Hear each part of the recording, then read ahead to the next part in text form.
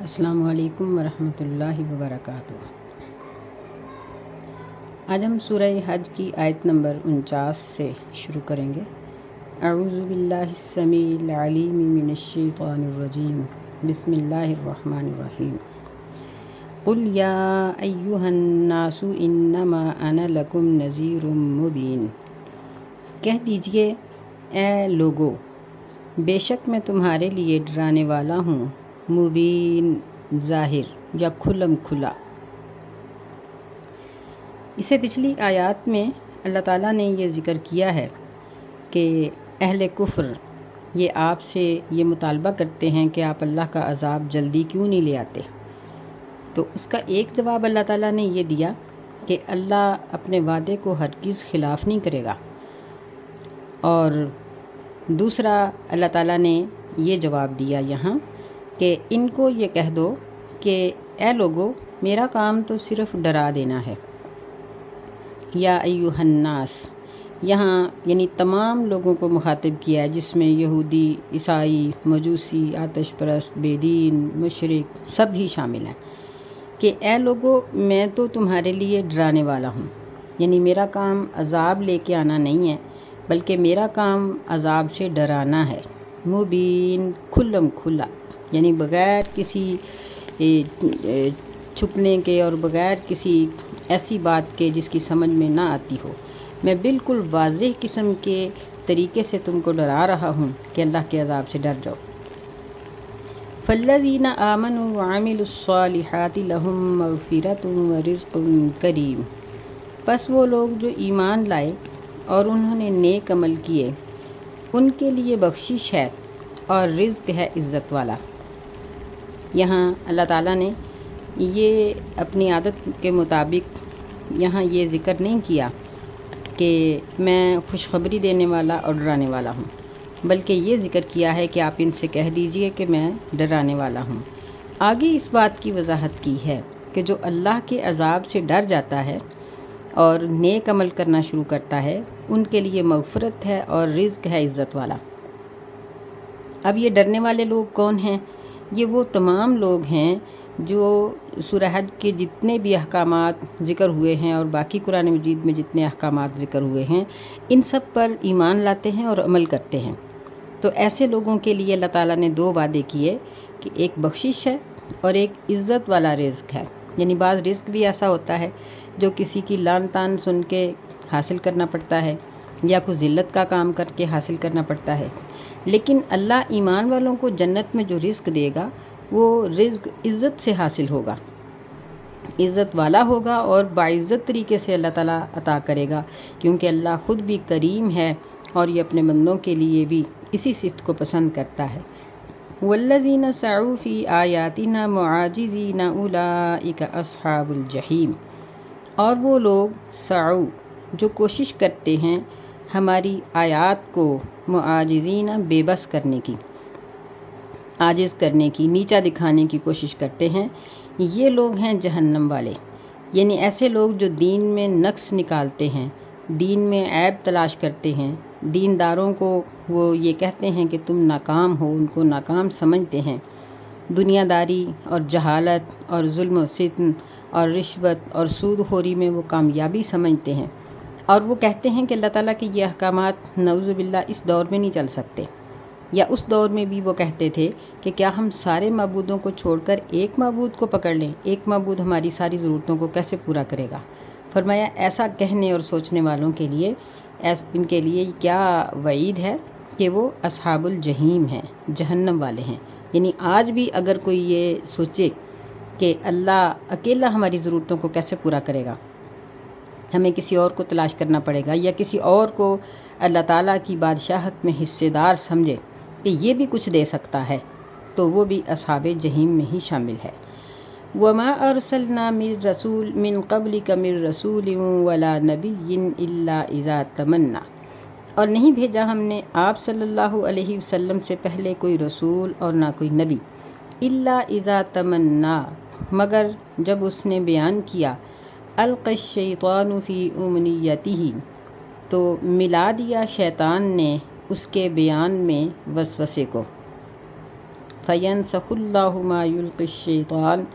بس اللہ تعالیٰ منسوخ کر دیتا ہے اس چیز کو جو شیطان نے ملائی یا شیطان نے ڈالی، ثم یحکم اللہ آیاتہ، پھر اللہ تعالیٰ مضبوط کر دیتا ہے اپنی آیات کو، واللہ علیم حکیم، اور اللہ تعالیٰ علم رکھنے والا، حکمت والا ہے۔ یہاں اس آیت کا پہلی آیات کے ساتھ تعلق یہ ہے کہ پیچھے نبی صلی اللہ علیہ وسلم کی تبلیغ کا ذکر ہو رہا ہے کہ آپ ڈرانے والے ہیں، اور پھر آگے یہ ذکر کیا کہ آپ بھی اور آپ سے پہلے بھی جو رسول اور نبی ہم نے بھیجے، ان میں سے کوئی بھی ایسا نہیں تھا جس کے ساتھ شیطان نے ٹکر نہ لی ہو، بلکہ ہر ایک کے ساتھ شیطان نے ٹکر لی۔ تمنا یہ امنیتن سے بھی ہے، اور یہاں یعنی اس کا معنی آرزو بھی آتا ہے، خواہش بھی آتا ہے، بیان کرنا بھی آتا ہے، یہ سارے معنی اسی کی ہیں۔ تو یہاں اگر اس کا معنی ہم آرزو اور خواہش پڑھیں تو ظاہر بات ہے کہ ہر رسول اور ہر نبی کی یہی خواہش ہوتی ہے، یہی آرزو ہوتی ہے کہ لوگ اس پر ایمان لیں، اس کی بات پر یقین کر لیں اور اللہ تعالیٰ کے عذاب سے بچ جائیں، اللہ تعالیٰ کی جو جنت ہے، کامیابی کی جو ضمانت ہے، اس کے حقدار بن جائیں۔ تو جب بھی کوئی نبی اپنی امت کو کوئی حکم سناتا ہے جس میں ان کے لیے جنت کا وعدہ ہو یا جہنم سے بچنے کی آرزو اس میں ہو، تو شیطان لوگوں کے دلوں میں اپنی آرزوئیں اور اپنی خواہشات ڈال دیتا ہے، ان کو وسوسوں میں ڈال دیتا ہے۔ یعنی کبھی تو اس طرح سے کہ مثال کے طور پر جس طرح اللہ تعالیٰ نے فرمایا کہ اللہ کے سوا جتنے بھی معبود ہیں وہ سارے جہنم کا ایندھن بنیں گے، تو اس وقت جو لوگ عیسیٰ علیہ السلام کی پوجا کرتے ہیں، جو سیدنا علی رضی اللہ تعالیٰ عنہ کی پوجا کرتے ہیں، تو ان کے دلوں میں یہ وسوسہ آ جاتا ہے کہ کیا یہ بھی جہنم میں جائیں گے۔ یعنی اس طرح شیطان ان کے دلوں کے اندر وسوسے پیدا کر دیتا ہے، اور جب اللہ تعالیٰ کے احکامات نازل ہوتے ہیں تو ان کے بارے میں بھی وسوسے ڈال دیتا ہے کہ اس پر عمل کرنے سے تو ہمیں یہ نقصان ہوگا، یہ ہو سکتا ہے، وہ ہو سکتا ہے۔ تو جب اس طرح کے انسان کے دل میں خیالات پیدا ہوتے ہیں تو پھر اس کے بعد اللہ تعالیٰ اس کے ساتھ کیا معاملہ کرتے ہیں اس انسان کے ساتھ جس کے دل میں اس طرح کا وسوسہ آیا۔ تو آگے اللہ تعالیٰ اس کی وضاحت کر دیتے ہیں، فَيَنْسَخُ اللَّهُ مَا يُلْقِي الشَّيْطَانُ، بس اللہ تعالیٰ اس چیز کو جو شیطان نے ڈالی ہوتی ہے اس کو منسوخ کر دیتا ہے، ثُمَّ يُحْكِمُ اللَّهُ آيَاتِهِ، پھر اللہ تعالیٰ اپنی آیات کو محکم کر کے مضبوط کر کے دکھا دیتا ہے، وَاللَّهُ عَلِيمٌ حَكِيمٌ، اور اللہ تعالیٰ جاننے والا، حکمت والا ہے۔ یعنی نیک لوگوں کے دلوں سے فوراً پھر یہ وساوس ختم ہو جاتے ہیں اور وہ اللہ ہی کے بتائے ہوئے احکامات کے مطابق اپنے ان وسوسوں کو حل کر لیتے ہیں کہ یہ بزرگان دین یا یہ اولیاء اکرام یا انبیاء اکرام جن کی لوگوں نے عبادت شروع کر دی، جن کو اپنا معبود بنانا شروع کر دیا، تو اس میں ان کا تو کوئی تعلق نہیں ہے، اس لیے وہ جہنم میں نہیں جائیں گے، ایسا کرنے والے خود ہی جہنم میں جائیں گے۔ تو ایسے ہی اللہ تعالیٰ کے ان جو احکامات ہیں جب نبی اور رسول بیان کرتے ہیں تو شیطان کی پوری کوشش ہوتی ہے کہ وہ لوگوں کے دلوں میں ان کے متعلق وسوسے ڈال دے، اور یہ بھی قرآن مجید نے وضاحت کر دی ہے کہ شیطان کا غلبہ صرف ان لوگوں پر ہے جو اس کو دوست بناتے ہیں، جو مومنین ہوتے ہیں ان کے دلوں میں اس طرح کے وسوسے نہیں آتے، یا وہ فوراً لا حول ولا قوت الا باللہ، اعوذ باللہ من الشیطان الرجیم پڑھتے ہیں تو اللہ تعالیٰ ان کے وساوس کو ختم کر دیتا ہے۔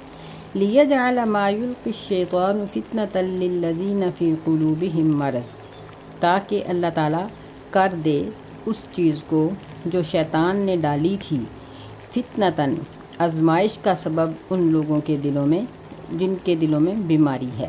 یعنی جو منافق ہیں ان کے دلوں میں شیطان کے وسوسے فتنے اور فساد کا، یعنی ان کو فتنے کے اندر مبتلا کرنے کا سبب بنا دیں۔ وَالْقَاسِيَةِ قُلُوبُهُمْ، اور ان لوگوں کو کے لیے بھی جن کے دل سخت ہیں، یہ سخت دل سے مراد یہاں کافر ہیں جو اللہ اور اس کے رسول کو مانتے ہی نہیں۔ یہ یعنی اللہ تعالیٰ ان وساوس کو غلط لوگوں کے لیے فتنے کا سبب بناتا ہے، اور جو نیک لوگ ہیں ان کے لیے یہ وسوسے یہ فتنے کا سبب نہیں بنتے۔ وَإِنَّ الظَّالِمِينَ لَفِي شِقَاقٍ بَعِيدٍ، اور بے شک ظالم ضرور مخالفت میں دور نکل گئے ہیں، یا یعنی اتنی گہری مخالفت میں چلے گئے ہیں کہ اب ان کو سیدھی راہ کی سمجھ ہی نہیں آتی، سیدھی راہ ان کو دکھائی ہی نہیں دیتی۔ یعنی جن دلوں کے اندر نفاق ہوتا ہے، قرآن اور حدیث کے بارے میں شک ہوتا ہے یا انکار ہوتا ہے، ان کے لیے شیطانی وسوسے یہ کام آتے ہیں، جبکہ مومنوں کے لیے ان کے ساتھ کوئی ایسا معاملہ نہیں ہے۔ بعض لوگوں نے یہاں ایک واقعہ ذکر کیا ہے کہ نبی علیہ السلام سورہ نجم پڑھ رہے تھے،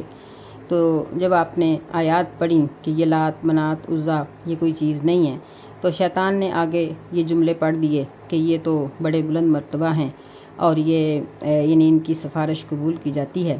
تو یہ واقعہ اس کی سند یا تو ملتی ہی نہیں، اگر ملتی ہے تو بہت کمزور ہے، ضعیف ہے سند اس کی، یہ ٹھیک نہیں ہے واقعہ۔ تو اصل ان آیات کا مفہوم یہی ہے کہ جب بھی کوئی شخص کسی دین کی بات کو سنتا ہے، اگر وہ ایمان میں کمزور ہے تو وہ فوراً اس کے دل میں ایک وسوسہ آئے گا کہ میں دین پر عمل کروں گا تو میرا مستقبل کیا ہوگا، میں آگے چل کے کیا کروں گا، میرے لیے ناکامی ہوگی یا کامیابی، مجھے دنیا کیا کہے گی، میں پہلے تو بے پردہ تھی اب برقع پہنوں گی تو مجھے لوگ کیا کہیں گے، پہلے داڑھی نہیں رکھی تھی اب رکھوں گا تو کیا ہوگا، اب میں سود چھوڑ دوں گا تو کیا ہوگا، اب میں یہ حرام قسم کی جو نوکری ہے میری اس کو چھوڑ کر کسی اور طرف جاؤں گا تو میرے حالات کیسے ہوں گے۔ یہ وسوسے اور یہ خیالات اللہ تعالیٰ ایمان والوں کے دلوں سے فوراً دور کر دیتے ہیں، لیکن یہی وسوسے اور یہی خیالات بے دین لوگوں کے لیے ایک پکڑ کا سبب بن جاتے ہیں اور وہ انہی پر پھر مضبوط ہو کر دین کو چھوڑ دیتے ہیں۔ اللہ تعالیٰ ہمیں محفوظ رکھے۔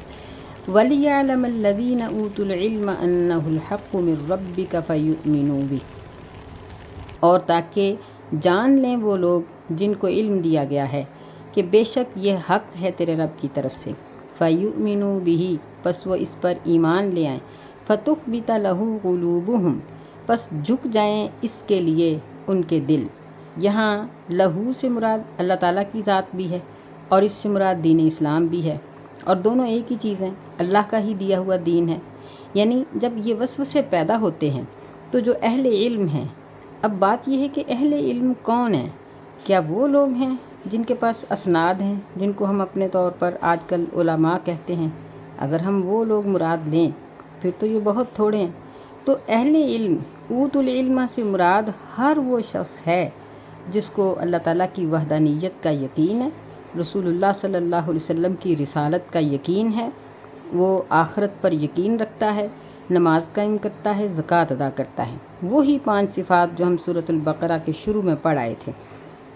کہ ایمان بالغیب، نماز کا قائم کرنا، زکوٰۃ کا ادا کرنا، قرآن اور دیگر کتابوں پر ایمان رکھنا اور آخرت پر ایمان رکھنا۔ یہ 5 چیزیں جس کے پاس ہوں وہ شخص اہل علم میں شامل ہے، اور جب اہل علم اللہ کی آیات کو سنتے ہیں تو ایمان لے آتے ہیں، ان کے دل جھک جاتے ہیں۔ وَإِنَّ اللَّهَ لَهَادِ الَّذِينَ آمَنُوا إِلَىٰ صِرَاطٍ مُّسْتَقِيمٍ، اور بے شک اللہ تعالیٰ ضرور ان لوگوں کو ہدایت دے دیتا ہے جو ایمان لاتے ہیں سیدھے راستے کی طرف۔ یعنی اللہ ایمان والوں کو سیدھے راستے سے بھٹکاتا نہیں ہے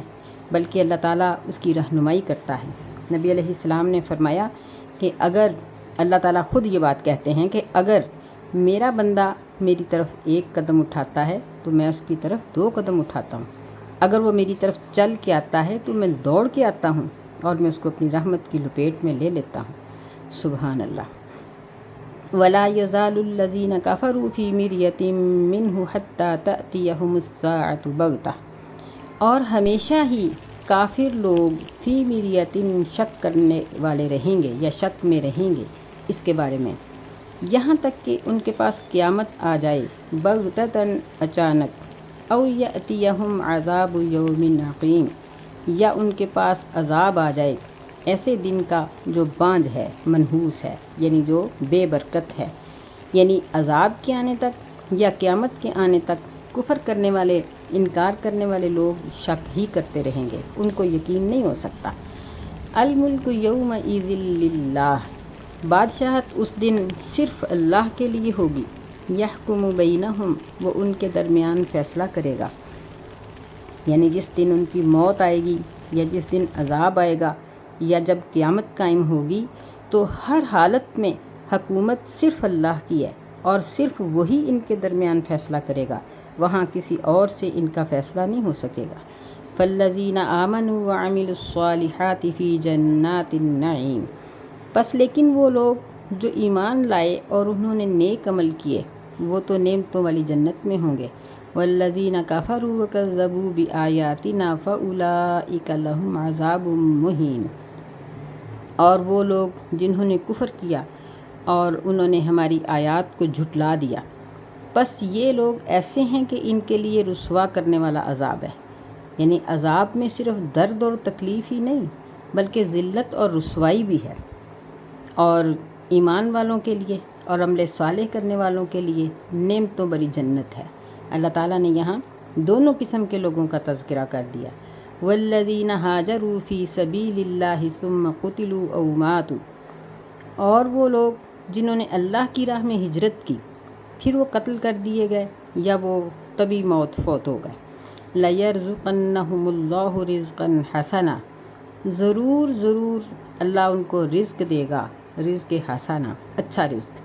وَإِنَّ اللَّهَ لَهُوَ خَيْرُ الرَّازِقِينَ، اور بے شک اللہ ہی ضرور بہتر قسم کا رزق دینے والا ہے، یعنی سب سے اچھا رازق وہی ہے۔ تو جنہوں نے اللہ کی راہ میں ہجرت کی، ہجرت کی سب سے بڑی صورت ہے جگہ کو چھوڑنا، علاقے کو چھوڑ دینا۔ جس طرح جہاد کی سب سے بڑی قسم ہے کہ تلوار یا اسلحے کے ساتھ میدان میں اتر جانا اور کافروں سے لڑنا، لیکن جہاد کی اور بھی کئی قسمیں ہیں اس سے چھوٹی، مثلا زبان سے، اپنے قلم سے، اپنے نفس کے ساتھ جہاد کرنا۔ اسی طرح ہجرت کی سب سے بڑی قسم یہ ہے کہ بندہ اپنا علاقہ صرف اس لیے چھوڑ دے کہ یہاں کے لوگ مجھے دین پر عمل نہیں کرنے دیتے اور کسی دوسری جگہ پر شفٹ ہو جائے، اور ایسے ہی یعنی گھر بدل لے یا نوکری بدل لے یا اپنا علاقہ چھوڑ کر کسی اور علاقے میں صرف اللہ کے لیے چلا جائے۔ لیکن اس کی چھوٹی قسمیں بھی ہیں۔ نبی صلی اللہ علیہ وسلم نے فرمایا کہ وہ شخص اصل مہاجر ہے جو اپنی غلط عادات کو صرف اللہ کے لیے چھوڑ دیتا ہے، یعنی اس کے اندر کوئی بھی غلطی ہے، کوئی گناہ ہے جس پر وہ بڑا قائم ہے، اس کو چھوڑ نہیں سکتا، لیکن جب اس نے دیکھا کہ اللہ اس سے ناراض ہے تو صرف اللہ کی رضا کے لیے اس نے اپنا وہ گناہ چھوڑ دیا، تو یہ اللہ تعالیٰ کے نزدیک بہت بڑا مہاجر ہے۔ تو یہ ہجرت تو ہم سارے ہی کر سکتے ہیں۔ آئیے اللہ تعالیٰ کے ساتھ کوئی عہد کرتے ہیں، ہر ایک ہم میں سے اپنے اندر کوئی ایسا گناہ ڈھونڈے جو وہ کرتی ہے، مثلا نماز کے اندر بے قاعدگی ہے، یا کسی بھی کام کے اندر اس کی بے قاعدگی ہے، یا کوئی ایسا حقوق اللہ یا حقوق العباد میں سے ایسا گناہ اس کے اندر ہے۔ ظاہر ہے کہ ہم لوگ گناہوں کے مجموعے ہیں، بہت گناہ ہمارے اندر موجود ہیں۔ تو آئیے اللہ کے ساتھ ہم عہد کریں کہ اللہ یہ گناہ میں صرف تیری رضا کے لیے چھوڑوں گی اور میں یہ دوبارہ نہیں کروں گی، تو انشاءاللہ اللہ تعالیٰ ہمیں بھی یہ رزق حسنہ عطا کرے گا۔ فرمایا کہ ثم قتلوا، یعنی شہادت ان کی ہو گئی یا طبی موت مرے، اللہ ان کو بہت اچھا رزق دے گا، کیونکہ دراصل اللہ ہی خیر الرازقین ہے، سب سے اچھا رزق دینے والا وہی ہے۔ لَيُدْخِلَنَّهُم مُدْخَلًا يَرْضَوْنَهُ، ضرور وہ ان کو داخل کرے گا، داخل ہونے کی ایسی جگہ پر جس کو وہ پسند کریں گے۔ یعنی دیکھیں کہ یہاں جنتی کی رضا اللہ تعالیٰ چاہیں گے، جبکہ ہم دنیا میں دیکھتے ہیں بعض اوقات ایک فیملی ہے وہ کسی بہت اچھی کوٹھی میں یا بنگلے میں رہ رہی ہے لیکن ان کو وہ پسند نہیں ہے، یا ایک کھانے والا ٹیبل پہ بیٹھا ہے، اس کے آگے ڈھیروں کھانے پڑے ہیں لیکن اس کو ان میں سے کوئی پسند نہیں ہے۔ تو جنت میں یہ چیز نہیں ہوگی، بلکہ اللہ ایسے لوگوں کو جو اللہ کی رضا کے لیے اپنی بے پردگی چھوڑ دیں، بے نمازی چھوڑ دیں، سود یا کوئی اور اس قسم کا گناہ ہے وہ چھوڑ دیں، یا وہ کوئی چھوٹا سا گناہ ہی کرتے تھے چاہے چھوٹا سا ہی ہو، وہ جب وہ چھوڑ دیں گے تو اللہ تعالیٰ ان کو ایسی جگہ پر داخل کرے گا جس کو وہ دل سے خوش ہو کر پسند کریں گے۔ وَإِنَّ اللَّهَ لَعَلِيمٌ حَلِيمٌ، اور بے شک اللہ تعالیٰ ضرور علم رکھنے والا، تحمل والا ہے۔ یعنی اگر ایک بندہ ایک گناہ کو چھوڑتا ہے تو اس کو ضرورت نہیں ہے کہ وہ اس کے اوپر کسی کو گواہ بنائے، بلکہ اللہ ہی کی گواہی کافی ہے، کیونکہ اللہ تعالیٰ بہت اچھی طرح علم رکھنے والا ہے اور بڑے ہی تحمل والا ہے۔ وہ انسان کے ایسے ایسے گناہوں کو معاف کر دیتا ہے کہ بندہ سوچ بھی نہیں سکتا۔ ذالک، یعنی یہ اللہ تعالیٰ کا وعدہ ہے ان لوگوں کے لیے جو اپنی غلط عادات کو یا کسی گناہ کو چھوڑتے ہیں اور وہ اللہ تعالیٰ کے دین کے اوپر عمل کرنے کے لیے اپنے آپ کو تیار کر لیتے ہیں۔ وَمَنْ عَاقَبَ بِمِثْلِ مَا عُوقِبَ بِهِ ثُمَّ بُغِيَ عَلَيْهِ لَيَنْصُرَنَّهُ اللَّهُ، اور جو شخص بدلہ لے عاقبہ بِمِثْلِ مَا عُوقِبَ، اتنا ہی ما عُوقِبَ بِهِ جتنی اس کو تکلیف دی گئی تھی، ثُمَّ بُغِيَ عَلَيْهِ پھر اس پر بغاوت کر دی جائے، لَيَنْصُرَنَّهُ اللَّهُ تو ضرور اللہ تعالیٰ اس کی مدد کرے گا۔ بے شک اللہ تعالیٰ لعفو غفور، ضرور معاف کر دینے والا اور بخشنے والا ہے۔ یعنی یہاں یہ پچھلی آیات کے بعد فوراً بدلے کا ذکر اس لیے آیا ہے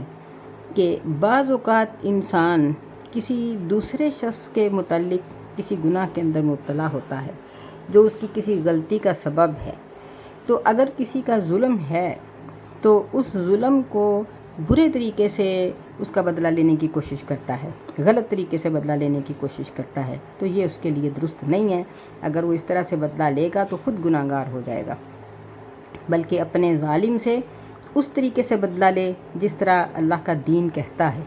شریعت کے مطابق فیصلہ کروائے اور اس کے مطابق ہی بدلہ لے۔ اور اگر ایک ظالم اور مظلوم میں دنیا میں فیصلہ کر دیا جائے لیکن مظلوم پھر اس پر بغاوت کرے یا ظالم دوبارہ اس کے اوپر بغاوت کرے تو پھر وہ اللہ تعالیٰ کی مدد کا حقدار ہے، اللہ اس کی مدد کرے گا۔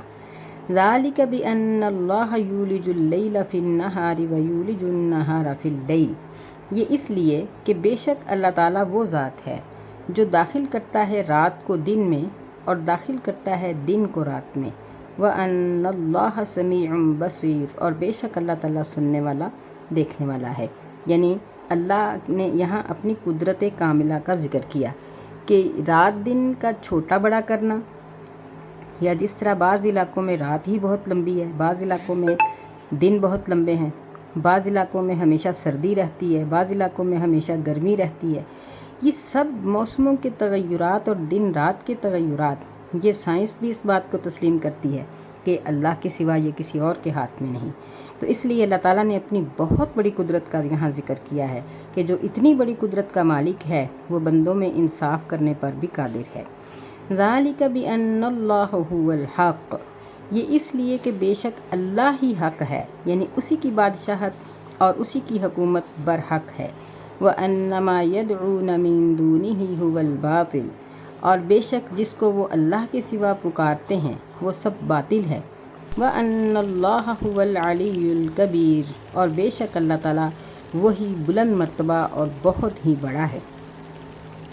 أَلَمْ تَرَ أَنَّ اللَّهَ أَنزَلَ مِنَ السَّمَاءِ مَاءً، کیا تو نے نہیں دیکھا کہ بے شک اللہ تو وہ ہے جس نے آسمان سے یعنی بادلوں سے آسمان کی طرف سے پانی اتارا، فَتُصْبِحُ الْأَرْضُ مُخْضَرَّةً، پس ہو گئی زمین سرسبز، یعنی اس نے زمین کو سرسبز کر دیا۔ تو جب ایک خشک زمین سرسبز ہو گئی تو ایک کافر دل بھی مسلمان ہو سکتا ہے، ایک ظالم بھی اپنا خیرخواہ بن سکتا ہے، ایک دشمن بھی اپنا ہم نوا بن سکتا ہے۔ اللہ تعالیٰ ان ساری چیزوں پر قدرت رکھتا ہے۔ ان اللہ لطیف خبیر، بے شک اللہ تعالیٰ باریک بین خبر رکھنے والا ہے، یعنی اس کی نظر میں چھوٹی سے چھوٹی چیز بھی غائب نہیں ہے، ہر چیز اس کی نظر کے اندر ہے۔ لہو ما فی السماوات و ما فی الارض، اسی کے لیے ہے جو آسمانوں میں ہے اور جو زمین میں ہے۔ وَإِنَّ اللَّهَ لَهُوَ الْغَنِيُّ الْحَمِيدُ، اور بے شک اللہ تعالیٰ وہ غنی ہے، بڑی تعریف والا ہے۔ یعنی اللہ تعالیٰ نے اپنی یہ تمام صفات کا ذکر کیا ہے اس لیے کہ اس کے بندے اس سے نا امید نہ ہوں، مایوس نہ ہوں۔ گنہگار بھی ہیں تو فرمایا کہ اے اپنے آپ پر زیادتی کرنے والو، لا تقنطوا من رحمت